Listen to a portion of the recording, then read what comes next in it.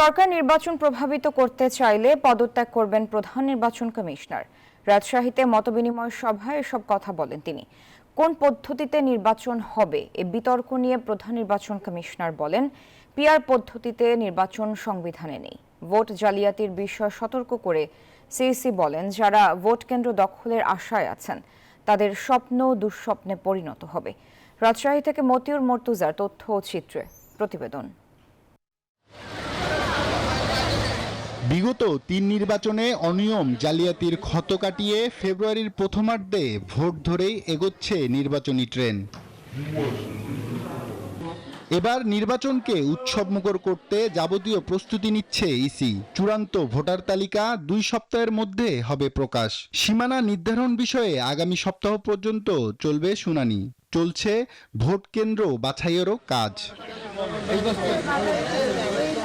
শনিবার সকালে রাজশাহীতে নির্বাচন কর্মকর্তাদের সাথে মতবিনিময় করেন প্রধান নির্বাচন কমিশনার এএমএম নাসির উদ্দিন। সভায় রাজশাহী অঞ্চলের নির্বাচন কর্মকর্তাদের নির্বাচন বিষয়ে নানা দিক নির্দেশনা দিয়ে সিএসি জানান, নির্বাচন নিয়ে সরকার চাপ দিলে পদত্যাগ করবেন তিনি। যদি সরকার চাইবে তার ওনার হুকুম মতো কাজ করতে, নাসিরউদ্দিন আমাকে চেয়ারে দেখবেন আপনারা। ভোট জালিয়াতির বিষয়ে সতর্ক করে প্রধান নির্বাচন কমিশনার বলেন, যারা ভোট কেন্দ্র দখলের আশায় আছেন তাদের স্বপ্ন দুঃস্বপ্নে পরিণত হবে। নির্বাচন কমিশনের যেসব সদস্য স্ব-উদ্যোগে ভোট জালিয়াতিতে জড়িত ছিল তারা এবার অংশ নেবেন না নির্বাচন কার্যক্রমে।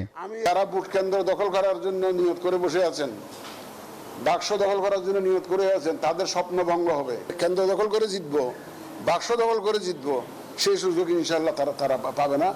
কোন পদ্ধতিতে নির্বাচন অনুষ্ঠিত হবে এ বিতর্ক নিয়ে প্রধান নির্বাচন কমিশনার বলেন, পিআর পদ্ধতিতে নির্বাচন সংবিধানে নেই। পিআর পদ্ধতি তো বিভিন্ন রাজনৈতিক দল দাবি করতেছে, এটা তো আমাদের কনস্টিটিউশনে নাই, আর কোনো আইনেও নাই। আমরা শাসনতন্ত্র এবং আইন দ্বারা গাইডেড, এর বাইরে আমরা যেতে পারি না। সিএসি আরও জানান, আইন শৃঙ্খলা পরিস্থিতির উন্নতি হয়েছে। ভোটের আগে অবৈধ অস্ত্র উদ্ধার অভিযান চলবে।